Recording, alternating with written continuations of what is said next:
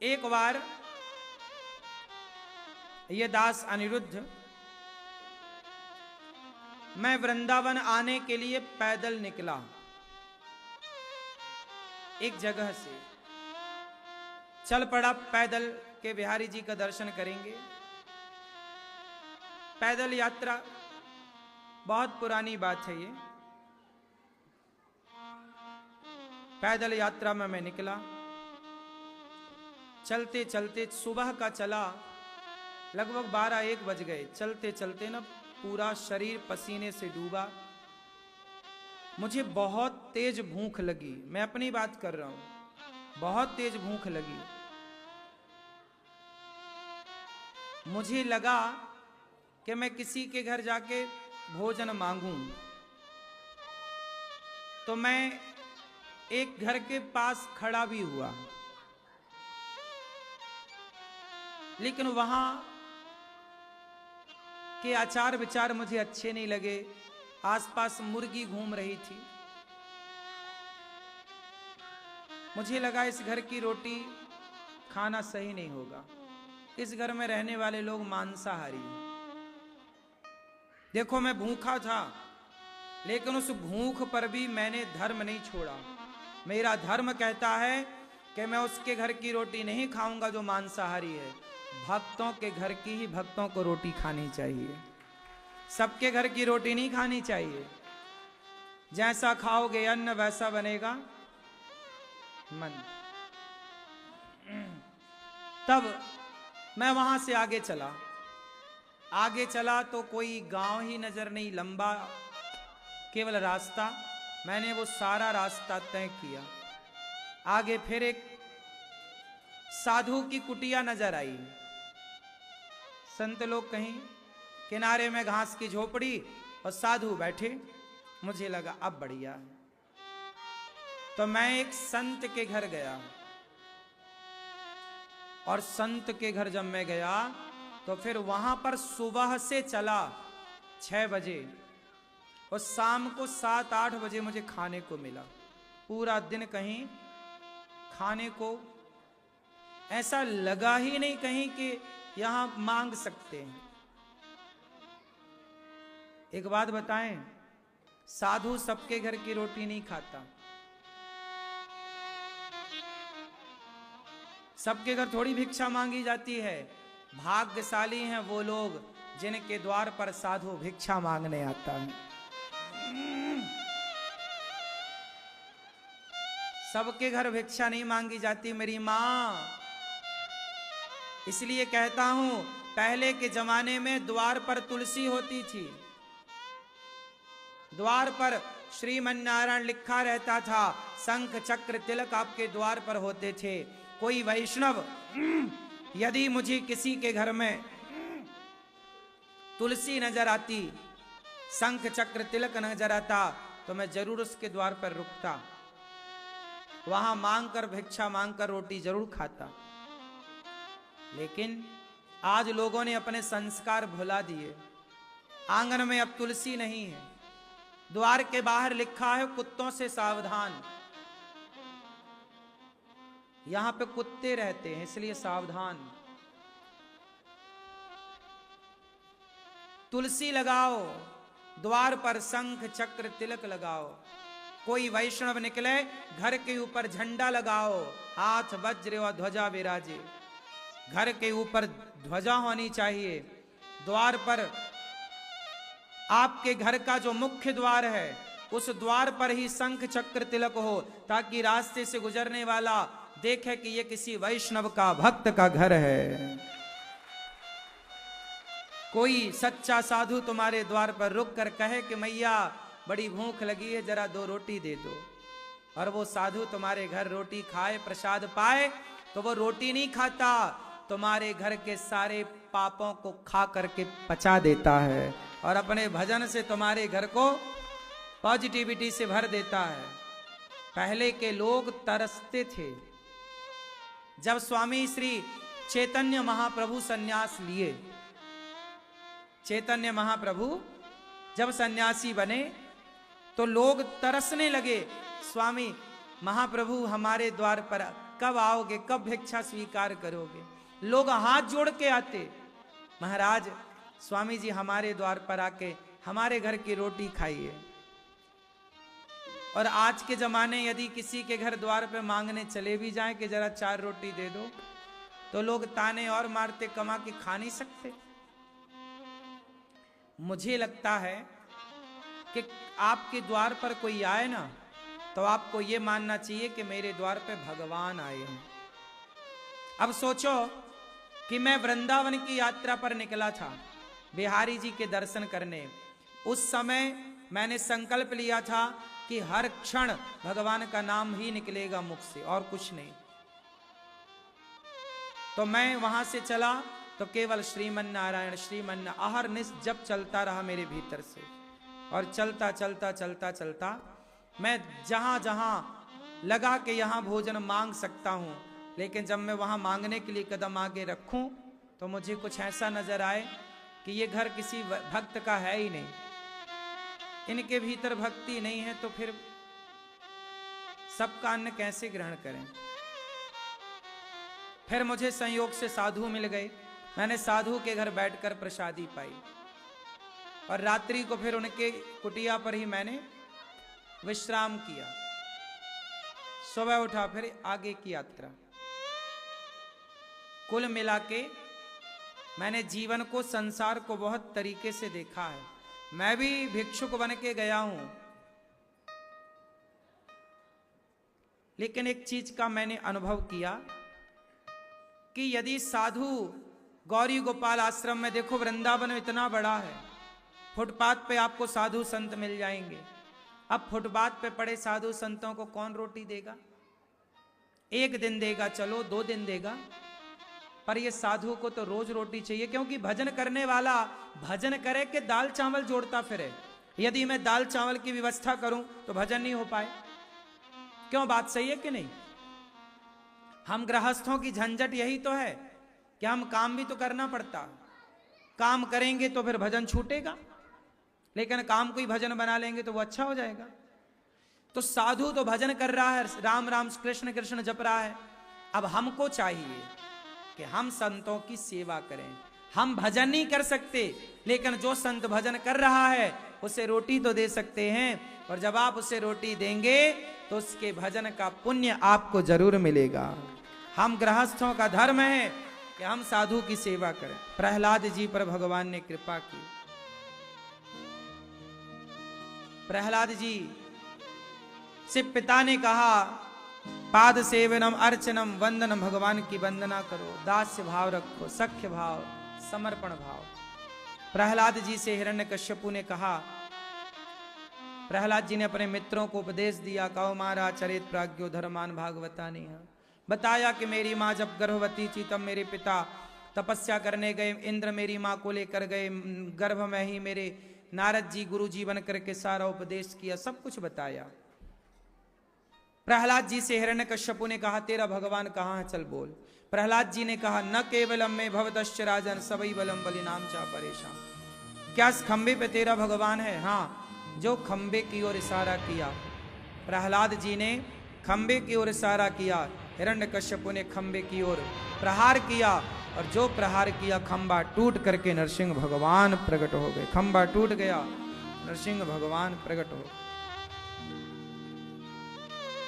भगवान हिरण्यकश्यपु को पकड़ लेते हैं, अपने बड़े बड़े नख से उसकी छाती को विदीर्ण कर देते हैं। बोला ना दिन को मरू न रात के, भगवान बोले ना ये दिन है न रात, शाम का समय, ना ब्रह्मा के बनाए किसी से व्यक्ति से नहीं मरूं। भगवान बोले ब्रह्मा मुझे नहीं बनाता, मैं ब्रह्मा को बनाता हूं, अब तो मरेगा। कितना भी चतुराई कर ले, मृत्यु से बचना बड़ा कठिन है, मरना पड़ेगा। इसलिए जीने की ज्यादा, जब तक जियो बिंदास हंसते मुस्कुराते जियो, और मरो तो फिर टेंशन ना पालो, मरना तो पड़ेगा, जाना तो है। तो प्रहलाद जी के लिए भगवान ने हिरण्यकश्यप को मारने के लिए, प्रहलाद का वचन मिथ्या ना हो, भक्त ने कह दिया कि खंबे पे भगवान है, तो भक्त ने जब कह दिया तो भक्त की बात सत्य करने के लिए भगवान खंबा चीर करके प्रकट हो गए। ये भगवान की भगवत्ता, चीर करके प्रकट हो गए। प्रहलाद जी के लिए। और भगवान ने प्रहलाद जी पर बड़ी कृपा की। बड़े प्रेम से भगवान ने प्रहलाद जी को गोद में बिठा के अपनी जिह्वा से चाट कर प्रहलाद जी का सम्मान किया, आदर किया। प्रहलाद जी से कहा पुत्र कुछ मांग लो। प्रहलाद जी ने कहा प्रभु कभी कुछ मांगने की इच्छा ही ना हो, ऐसा वरदान क्यों नहीं देते। हे प्रभु ऐसी कृपा करो कि कभी कुछ मांगना ही ना पड़े। हम तो मांग मांग के थक गए, अब और क्या मांगे, कितना मांगे। जितना मिलता है उतनी भूख बढ़ती है। इच्छाओं का अंत हो ही नहीं रहा है। हम बड़े परेशान हैं इच्छाओं से। क्यों आप लोग परेशान हैं कि नहीं?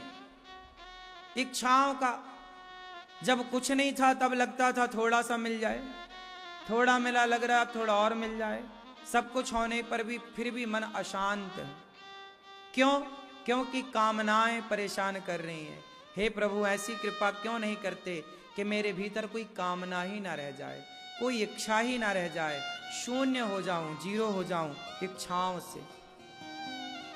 कितना अच्छा दिन होगा ना वो, जब हमारे भीतर कोई इच्छा नहीं होगी, कोई कामना, निष्काम प्रहलाद जी की तरह कोई कामना नहीं। केवल वाणी से कृष्ण श्रीमन्नारायण श्रीमन्नारायण निकले। ध्यान भगवान का हो, संसार के कोई पद पदार्थ की कामना ना हो, निष्काम। कितना सुख है निष्काम होने में, कितना दुख है सकाम होने में। इच्छाओं को रखना मतलब दुखी होना, इच्छाओं का त्याग कर देना खुश हो जाना। आप अभी इच्छाओं का त्याग कर दीजिए, कोई इच्छाएं ना रखिए, देखिए चाहिए ही नहीं, जितना है बहुत। हमारी इच्छाएं बहुत सताती हैं। हे भगवान इन इच्छाओं से कब मुक्त करोगे? मैं स्वयं चाहता हूं, मैं अपनी बात कर रहा हूं, मैं भी अपने इच्छाओं को कुछ हद तक तो कंट्रोल कर लेता हूं, पर इच्छाएं, मैं भी तो एक इंसान हूं। कई बार मेरी इच्छाएं, कभी यहां मन भागता है, कभी वहां।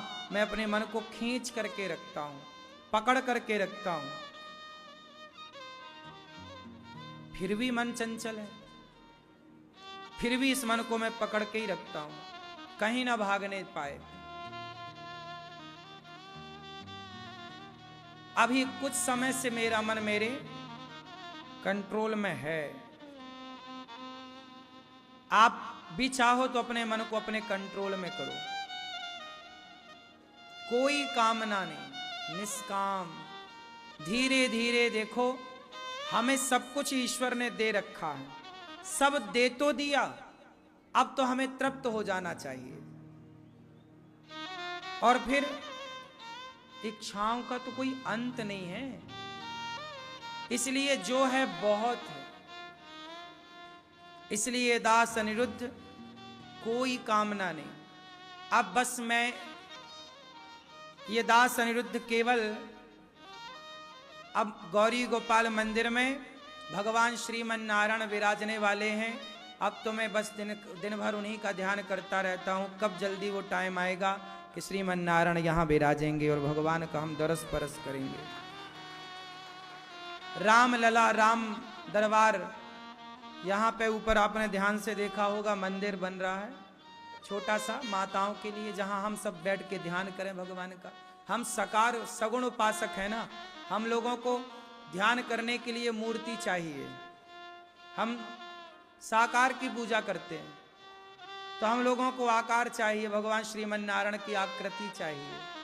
तो वो आकार जब सामने प्रभु बैठेंगे, राम दरबार राम जी बैठेंगे भगवान दर्शन करते हुए, बस अब उन्हीं की कामना है और क्या कामना है। हमारे मन में इच्छाएं बस इतनी सी है कि ये जल्दी से आश्रम का कार्य पूरा हो जाए, हमारी माताएं सुव्यवस्थित आश्रम में निवास करने लग जाएं, हमारी माताओं को कोई कष्ट ना हो। हमारा मन जाता कहाँ है भागकर, कब मंदिर बने, कब ठाकुर जी विराजें, हमारी माताएं कब सुखी से रहें, अभी देखो हमारे ये गौरी गोपाल मंदिर बन रहा है, आप ध्यान से देख पा रहे हैं टीवी पर। आप सबके सहयोग से ही ये सारा काम हुआ है। और ये मंदिर है, अब जल्दी से फरवरी में ठाकुर जी विराजेंगे। मंदिर की प्रतिष्ठा भगवान श्रीमन नारायण की केवल मंदिर में ठाकुर जी विराजेंगे फरवरी के महीने में। आप सब सादर आमंत्रित हैं।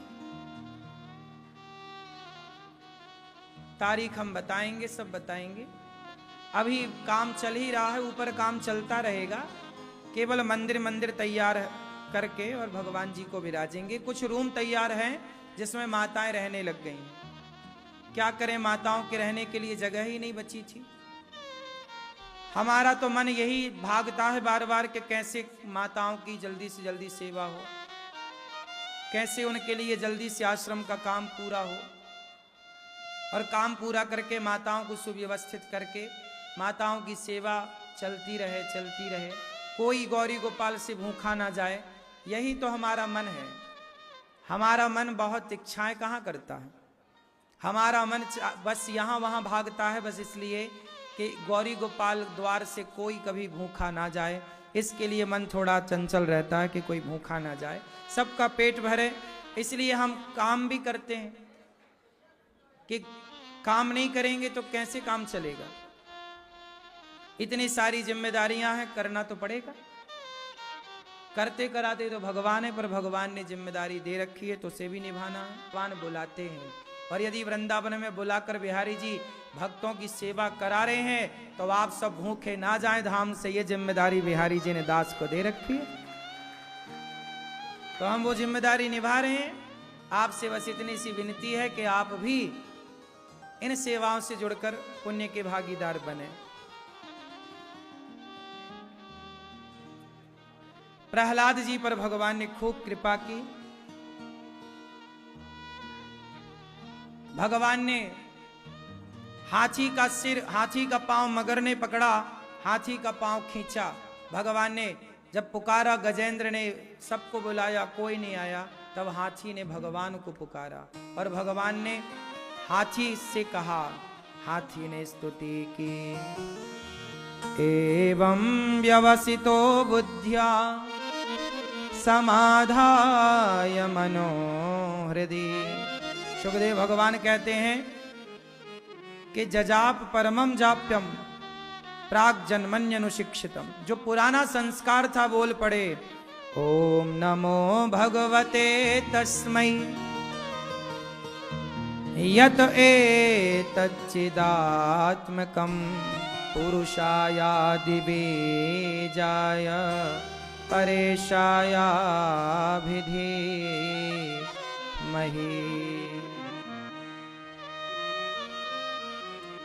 बुलाया हाथी ने, भगवान आए और भगवान ने हाथी के पुकारने पर गजेंद्र की रक्षा की, ग्राह का सिर काटा और भगवान ने अपने भक्त के लिए हरि का अवतार धारण किया। जो जीवन में हाथी की रक्षा करते हो वो भगवान कितने दयालु होंगे। ये हाथी पूर्व जन्म में द्रवण देश के राजा इंद्रद्युम्न थे। अगस्त जी के श्राप के कारण हाथी बने, उद्धार हुआ। हाथी पर भी कृपा। और ग्राह हुहु नाम का गंधर्व था। समुद्र मंथन के लिए भगवान ने धनवंतरी, कश्यप, मोहिनी 3 अवतार धारण किए। इसके बाद राजा बलि पर भगवान ने कृपा की। राजा बलि ने 3 पग भूमि मांगी।